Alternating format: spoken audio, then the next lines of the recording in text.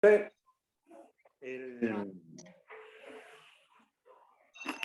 ya va, que así se escucha mejor. Si se refiere al actual gobierno peruano, bueno, el modelo es el típico modelo de la izquierda, que, como digo, no sabemos si se va a moderar por el poder que, gracias a Dios, tiene el Congreso peruano y las propias presiones internacionales.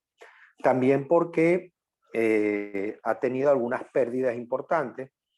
El segundo de a bordo del gobierno de Castillo, no recuerdo su nombre ahora, un tipo vinculado con lo peorcito del radicalismo peruano, fue acusado de corrupción tempranamente y tuvo que renunciar.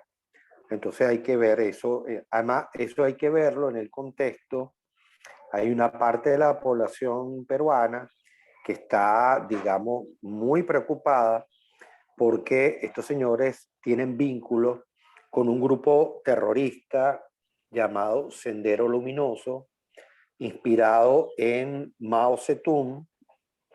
Este grupo maoísta, quien tuvo un líder que era un profesor de filosofía universitario, el nombre Abimael Guzmán, un hombre sanguinario, brutal, otra réplica parecida a la de Che Guevara. Bueno, llenó de sangre y de violencia los años 70 y 80, sobre todo, de Perú.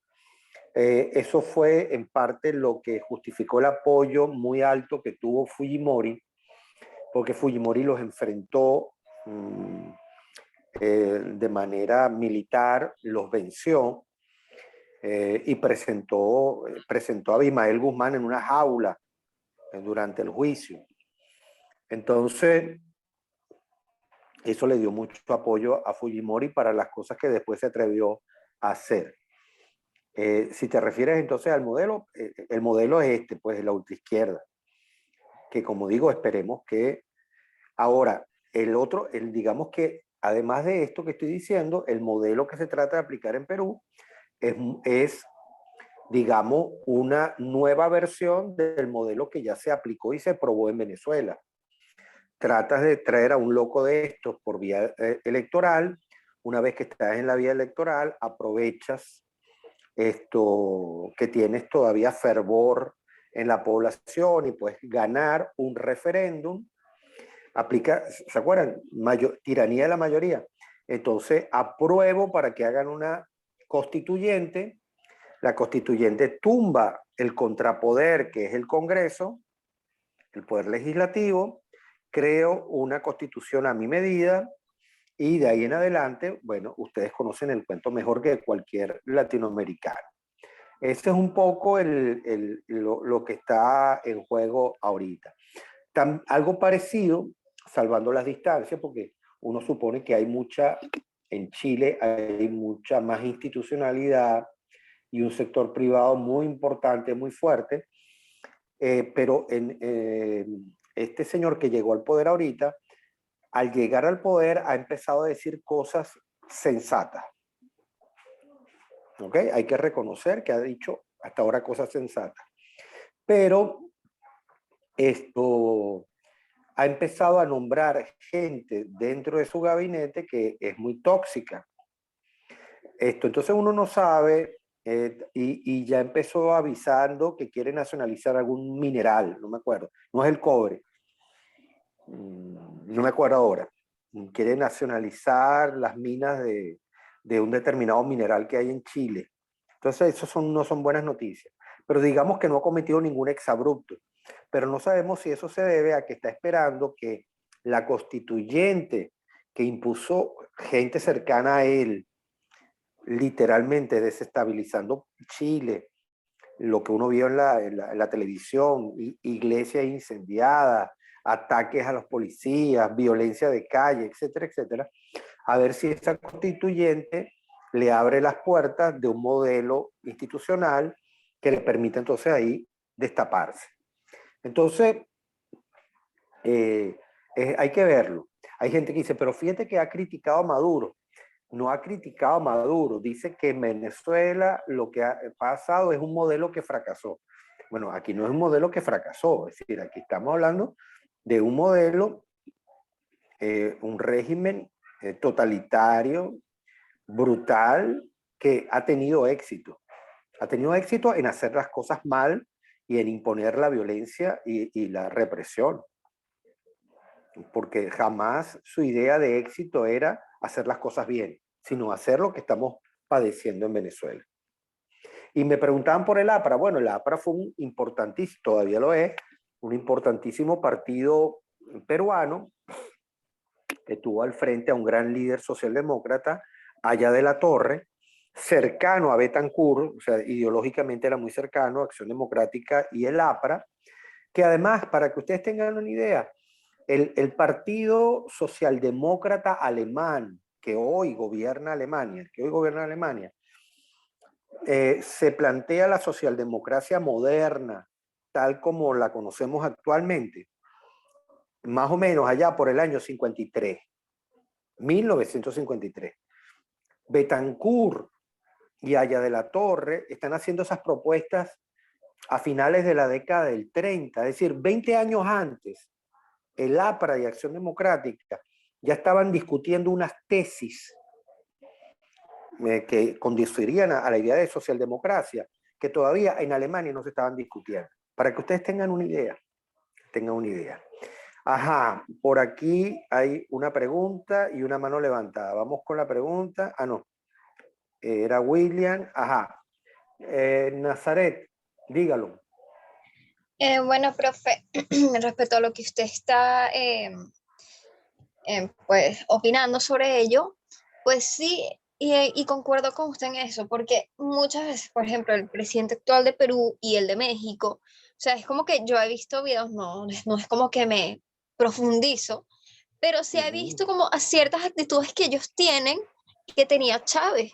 Y es como, estas personas es como que le están pisando los talones y van a llevar tanto a Perú como a México a la desgracia, porque tal cual, o sea, están tomando actitudes y hacen cosas que ya Chávez en su momento hizo. Sí, ciertamente. O sea, fíjate lo siguiente. Es que, a ver, es el mismo patrón que describe Rangel. ¿Ok? Es el mismo patrón que describe Rangel. Cuando estábamos hablando de Perú, en los años 60, eh, llega al poder en Perú un militar que ahora, a ver, me falla la memoria. Ay, Dios mío. No lo recuerdo. Ahí está en el libro. Llega un militar que impone una dictadura, inspirado en idea de izquierda, y gran parte de esos peruanos que se vinieron para Venezuela se vienen en esa época. Gente que perdió sus negocios, gente que le nacionalizaron sus empresas. De esa época viene ese periodo. Estamos hablando de los 60. Es decir, es un modelo que se repite una y otra vez, que por un lado tiene un grupo de políticos, de dirigentes políticos de la izquierda, que no cesan en sus intentos, y no cesan en sus intentos porque no saben hacer otra cosa, y además es rentable. Igual pasa en España, es decir, en España, tú dices, coño, España, un país europeo, va, bla, bla, bla, bla. Entonces, pero bueno, la mitad del gobierno de España es de chavistas. Entonces, bueno, y wow, ¿y cómo fue eso? Bueno, y el partido Podemos es un partido que sabemos que recibió millones de euros del gobierno de aquí, primero con Chávez y después con Maduro. Es decir, porque hay un estamento político que vive de eso, pero además porque hay una población que te compra los mitos, población que te compra. Ahora, eso tiene costo. Fíjense que ayer o antes de ayer hubo una reunión como parte de esta locura, de este loco, otro loco. Fíjense que no por casualidad es socio de este gobierno. Vladimir Putin está amenazando con invadir Ucrania y llevar al mundo a las puertas de otra guerra mundial. Ese es el loco que tenemos, que es aliado de este gobierno. Entonces, ¿qué pasa? Biden convoca una reunión de los miembros de la OTAN. Entonces, ¿a quién convoca? De Europa, convoca a Francia, convoca a Inglaterra, convoca a Alemania, y no sé si algún otro país más, y Estados Unidos, y dejan por fuera a España. ¿Y por qué dejan por fuera a España?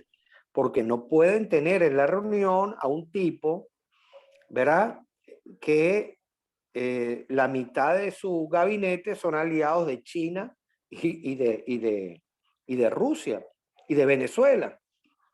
No lo pueden invitar, aun cuando España tiene un ejército muy moderno, muy eficaz, muy competente, que cuando le ha tocado hacer misiones internacionales a nombre de la Unión Europea o a nombre de la ONU, ha sido muy competente y muy capaz. Pero yo me imagino que Biden y los demás presidentes, primeras autoridades europeas, no, a ese señor por favor no lo invite, porque imagínate, durmiendo con el enemigo sería literalmente. ¿Ok? ¿Qué más preguntas sobre el libro?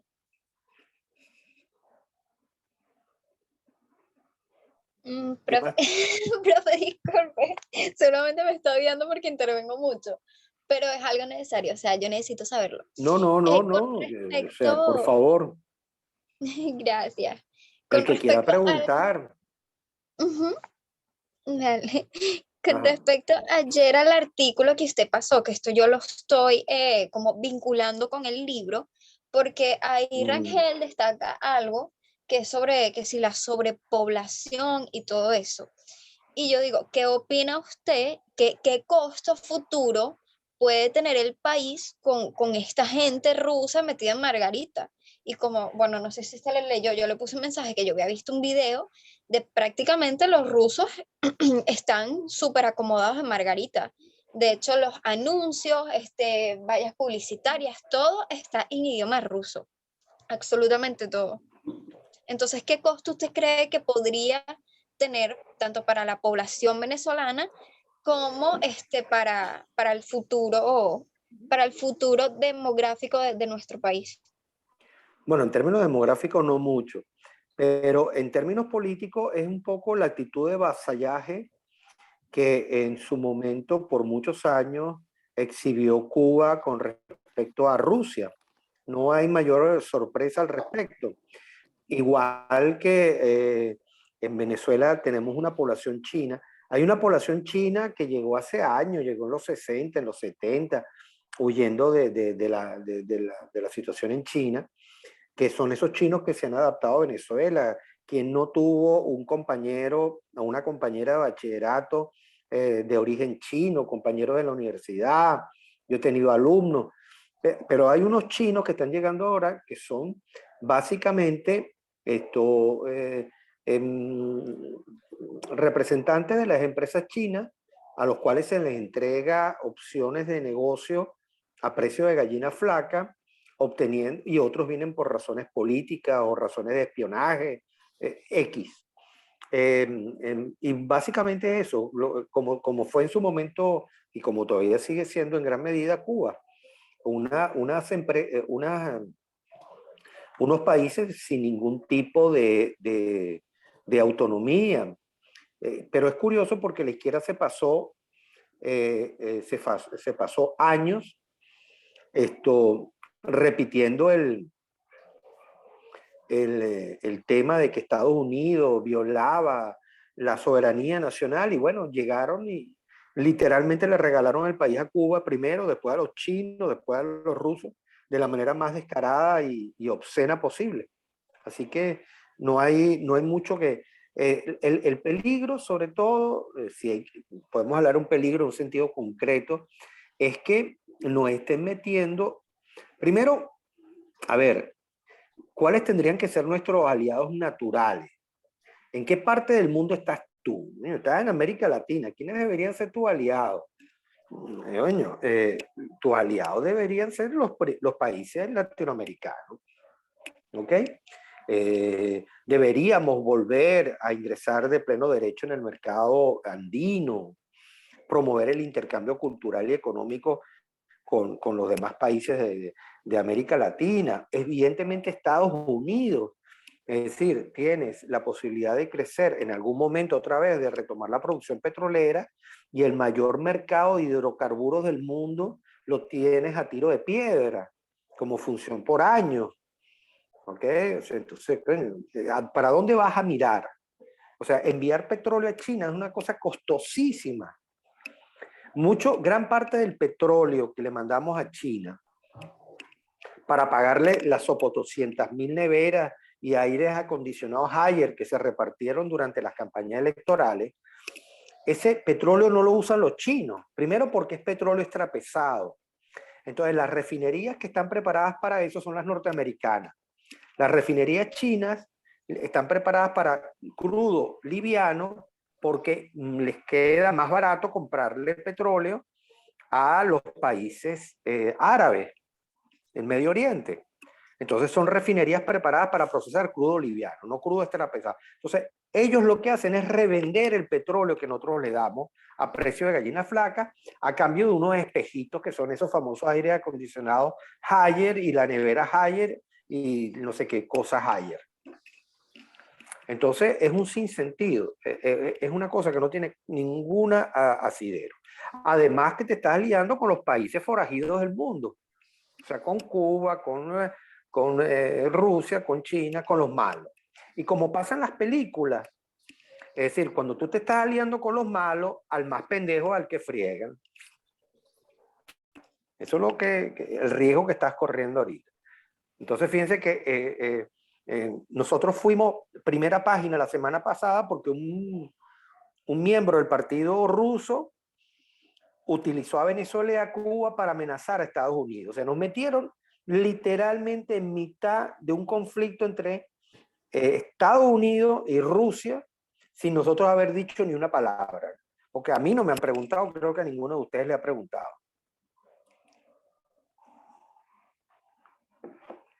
¿Alguna otra pregunta, duda, inquietud para ver aquí el chat? Sí, hay que tener mucho cuidado con los productos chinos. Dice aquí el amigo Francisco, el marxismo-leninismo afecta evidentemente al pensamiento y la acción política, pero otro aspecto fundamental es la economía. ¿Cómo ha afectado a ella? O sea, latinoamericana busca una fórmula para encontrar su propia estabilidad económica, pero ha tenido distintas influencias. ¿Cómo se explica? Bueno, a ver, lo que plantea el libro es lo siguiente. En aquellos países donde, y él lo explica muy bien ahí, la fascinación que la gente tiene en América Latina por el leninismo, donde se ha aplicado ese modelo ha fallado. ¿Ok? En todas partes. Yo siempre pongo el ejemplo. Hay varios ejemplos que son como notorios. Todos ustedes saben que hay dos Coreas. ¿Verdad? Hay dos Coreas. Después de la famosa guerra de Corea, etcétera, etcétera, quedó picada en dos. Hay una Corea del Norte y una Corea del Sur. ¿Ok? ¿Qué se sabe de Corea del Norte? Bueno, Corea del Norte está dominada por una dinastía, o sea, ellos se llaman revolucionarios, pero operan como una monarquía. Entonces aquí tenemos al tercer miembro de la misma familia que ha heredado el poder, ¿verdad? Y Corea del Norte es un país atrasado, brutal, pasan hambrunas, es un horror, sencillamente es un horror. Y una vez que usted pasa el paralelo 38, hacia el sur, se consigue Corea del Sur. ¿Y qué es Corea del Sur? Bueno, Corea del Sur es Samsung, es Hyundai, ¿okay? Es un país tecnológicamente avanzadísimo, un país democrático, un país con un bienestar cultural, económico, tecnológico, social, increíble, es otro mundo. Entonces, ¿qué más se necesita?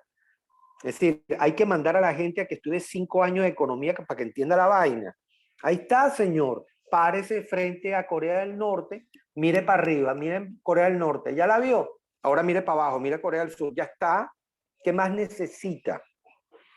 Igual pasaba con Alemania, cuando teníamos la Alemania comunista y la Alemania, y como yo siempre digo, ¿qué hacen mal los alemanes? Es decir, hasta el mal lo hacen bien. O sea, los alemanes cuando eran nazis decidieron industrializar la muerte e industrializaron la muerte.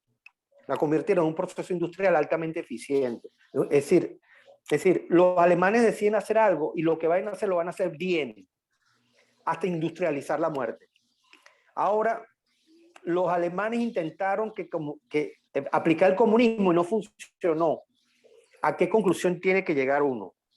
Coño, los alemanes intentaron hacer una vaina y no funcionó. Conclusión, esa vaina no funciona. ¿Me explico? No funciona. Porque si los alemanes lo trataron de aplicar y no les funcionó, es que el marxismo-leninismo es una cuestión que es genéticamente inviable.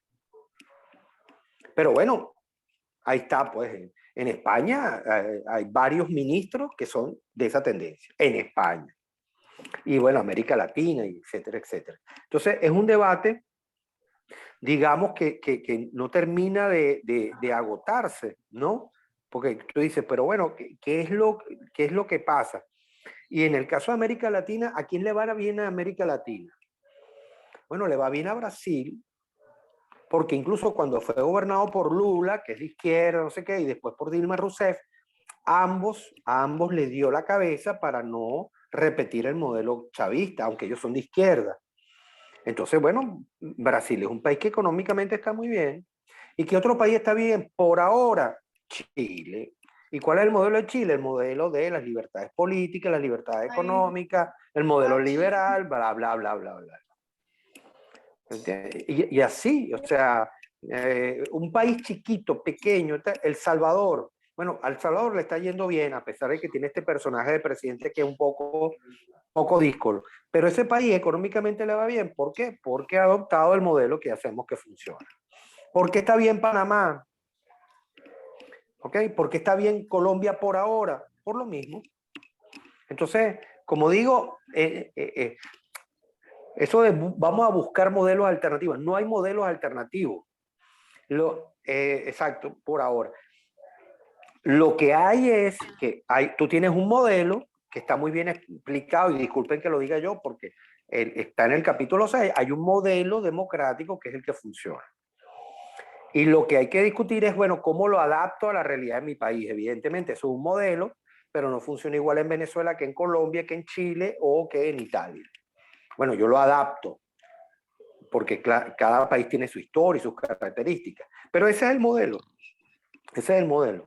Ese es el que hace que la gente salga de la pobreza, haya libertades, haya condiciones de vida de calidad, etc. ¿Ok? ¿Alguna otra pregunta?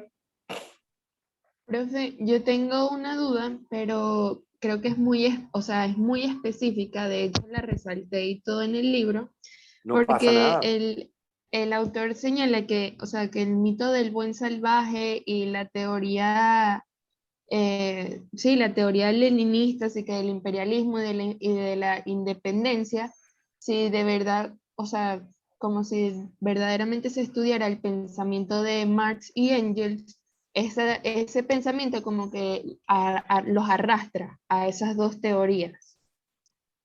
Entonces, o sea, yo no entendí muy bien a qué se refería el autor con eso. Tú me dijiste que lo subrayaste. ¿Me puedes decir?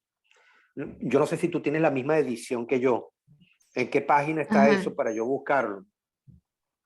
Ah, lo que pasa es que yo lo tengo en físico. Ese es No importa, pero yo lo tengo, eso está yo, en, yo lo tengo en electrónico, pero con formato de libro. Vamos a ver si es ajá, la misma edición. ¿Qué página este, estás? en la 102. Vamos a buscar aquí, 102, a ver si tenemos la Esto misma es edición. empezando el capítulo 5. Vamos a ver si tenemos el mismo, ya va, tenemos la misma edición y entonces podemos intercambiar. Ya va, ya vamos a llegar, ya vamos a llegar. Ok. Ya vamos a llegar a la página 102. Ajá, vamos a ver si es la misma. En la 102, a ver, ¿está la 102? Sí, ajá, dime, a ver si es la misma que dice en la 102. Ajá, es justo antes del apartado que se llama La ceguera de Marx y Engels. Es un párrafo, el de arriba. Ah, no, tenemos ediciones distintas. Tenemos Bueno, ediciones distintas. Bueno, no importa. Ajá, léemelo entonces. ajá, el párrafo, o sea, dice las 5 líneas, más o menos, que tanto el mito del buen salvaje como la teoría leninista del imperialismo y la dependencia, con sus múltiples derivaciones, reciben un rudo golpe a la luz del verdadero pensamiento marxengeliano.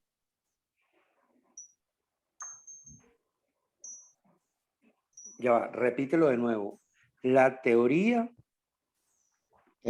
Tanto el mito del buen salvaje como la teoría leninista del imperialismo y la dependencia, con sus múltiples derivaciones, reciben un rudo golpe a la luz del verdadero pensamiento marxengeliano. bueno, sí, porque fíjate lo siguiente, pero bueno, a ver, el marxismo-leninismo hasta el día de hoy se ha ido construyendo sobre capas y capas y capas de mentiras. Ahorita les voy a poner un ejemplo que él menciona aquí, que seguramente les debe haber llamado la atención. Eh, eh, una de las cosas que plantea el marxismo-leninismo original, el marxismo a seca, es que la revolución se daría en países donde hubiera avanzado el capitalismo. Para Marx era fundamental que el capitalismo se desarrollara, porque Marx considera que solamente una sociedad altamente capitalista, con los medios de producción tecnológicamente muy avanzados, es que podemos ir al experimento del socialismo y el comunismo, porque entiende que el capitalismo es el que te da la base económica para poder hacer el invento. Fíjate la cuestión. Ahora, ¿qué pasa? Cuando Lenin lleva a cabo su revolución, la lleva en uno de los países europeos más atrasados, donde en Rusia prácticamente no había clase obrera, ¿ok? Era un país rural, atrasadísimo. Entonces, claro, entras en una contradicción. O sea, el primer lugar donde hay una revolución marxista es un país donde Marx dijo que no podía haber revolución. Entonces, ahí empiezan, empiezan las loqueteras, empiezan digamos, las contradicciones, pero ahí empiezan a inventar. Entonces, después aparece la idea del imperialismo. El propio Marx escribe diferentes documentos en donde, por ejemplo, en el caso de la India, a él le parece una maravilla que la India sea una colonia inglesa. ¿Sabían eso? A él le parece una maravilla. ¿Por qué? Porque dice, gracias al impulso del capitalismo británico, ese país atrasado se volverá un país avanzado, económicamente activo, como él diría, se van a revolucionar las fuerzas productivas, no sé qué, y entonces ahí se va a poder dar la revolución, no sé qué, no sé qué. Entonces, tanto el antiimperialismo como el ataque al capitalismo en cualquiera de sus formas choca con las propias ideas de Marx. Lo que pasa es que, es decir, para Lenin mentir es digamos, es un elemento consustancial a su manera de existir y va a marcar todo el movimiento de izquierda ahí en el futuro. Eso va a ser como, digamos, la clave de todo lo que va a ocurrir después. Esto, en alguna parte, porque además era un hombre muy tóxico. En este libro hay una parte que probablemente ustedes, los que se lo hayan leído ya, deben haber visto. Hay una parte donde, refiriéndose a Lenin, el autor Rangel menciona un gran libro de un pensador alemán que se llama Clausewitz. El libro se llama De la diplomacia. En ese libro, Clausewitz suelta una famosa frase que se utiliza con mucha frecuencia, que dice, la guerra, ¿ok? La guerra es la continuación de la política por otros medios. En otras palabras, Clausewitz está diciendo, cuando se agota la política, es decir, la negociación, el debate, el acuerdo, se va a la violencia para obtener los mismos fines. Entonces, él menciona ahí que en el libro, en ese libro, el ejemplar que era de Lenin, él tacha esa frase y pone un comentario Lenin, dice, no, mentira. La política no es la continuación, perdón, la guerra no es la continuación de la política por otros medios. Dice, no, al contrario, la guerra, ¿ok? Es la continuación de la política por otros medios. Es decir, la política para Lenin es guerra. La guerra y la violencia es el estado natural en el que tienen que estar operando las sociedades. Entonces, es al revés, ¿ok? La política tiene que ser una herramienta de la guerra y no al revés. ¿Ok? Bueno, ¿qué más? ¿Qué otras preguntas tienen? Ya va por aquí para ver qué hay por aquí.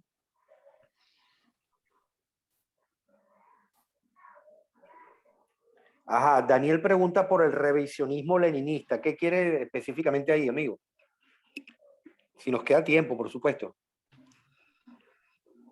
Si no, en la próxima. Cuénteme. Daniel. Hello.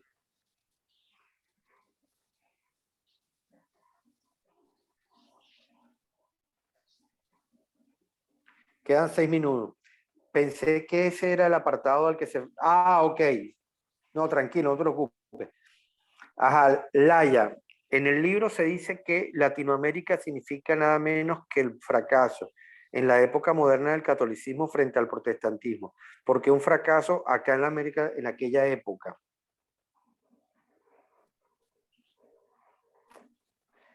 Claro, aquí hay un debate que introduce el amigo Rangel, que está inspirado en parte en un planteamiento que hace Max Weber, el gran Max Weber que hemos hablado muchas veces aquí, y es que Rangel toma prestado, verán que hay un capítulo que también se lo dedica a la iglesia, donde hace corresponsable a la iglesia de parte de este fracaso que estamos hablando, y se inspira en una obra famosa de Max Weber, para mí una de mis obras favoritas, que se llama Ética protestante y espíritu del capitalismo.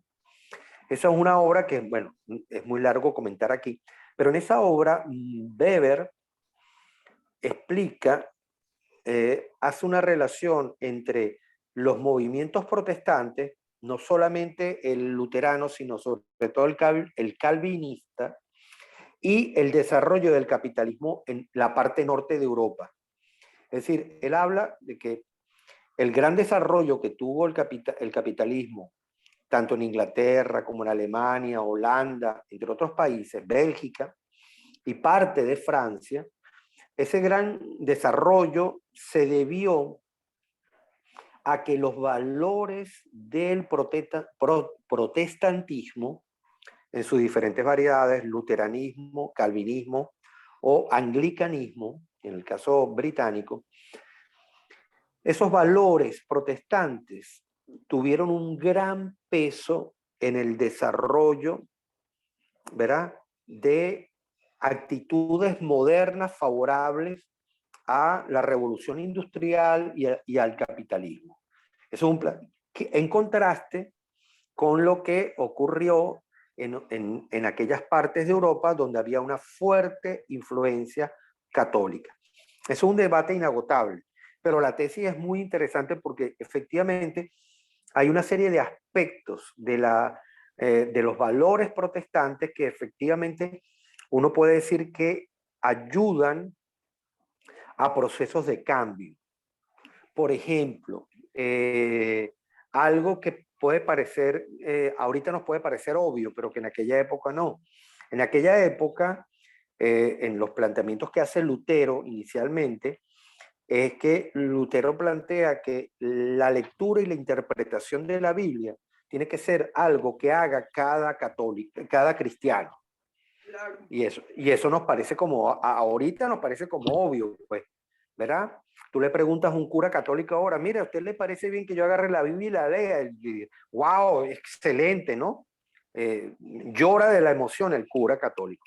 Pero en aquella época, el catolicismo tenía, o sea, la lectura de la Biblia y la interpretación de la Biblia era algo reservado solamente para las autoridades, para los clérigos, etc. Y la gente común y corriente no podía. Cuando Lutero plantea eso, tú dices, eso tiene un impacto social enorme. ¿Cuál es el impacto social? Además que va de la mano con algo muy interesante. Esto es el típico caso cuando se dan cambios sociales y políticos de la mano y tecnológicos. En paralelo aparece la imprenta de Gutenberg y Gutenberg abre las puertas para que esto se multiplique de manera ilimitada la producción de libros. Y no por casualidad, el primer libro que imprime Gutenberg es la Biblia. Entonces, ¿qué sucede? Tú dices, bueno, ¿y cuál es cuál es el impacto? ¿Cuál es la gran cosota? Bueno, la gran cosota es que pasa lo siguiente. Mientras que al catolicismo, al tener esto limitado, también tiene limitada a la gente, al popularizarse la propuesta de Lutero de que la gente tiene que leer la Biblia, ¿qué hace falta? ¿Alguien me puede contestar qué es lo que hace falta para que esa propuesta de Lutero se ponga en práctica? Alfabetización, pienso yo. Exactamente, amiga. Entonces, por razones económicas, religiosas, se empieza a producir un proceso masivo de alfabetización en toda esa parte de Europa. Por eso es tan común, también lo puede ver en el mundo norteamericano, que lo que son las iglesias de origen protestante, muchas de ellas son, en la tarde-noche son iglesias, pero durante el día son escuelas. ¿Por qué? Porque todo el aparato eclesiástico protestante se lanza a la carrera de alfabetizar a toda la población. Entonces, estamos ante, y cuando tú aprendes a leer, no solo aprendes a leer la Biblia, aprendes a leer todo. Aprendes a leer todo. ¿Y eso qué significa? Y eso de la mano con la posibilidad, la extensión de la tecnología de la imprenta. Entonces, ¿qué significaba? Que millones de personas en esa parte de Europa empiezan a leer y escribir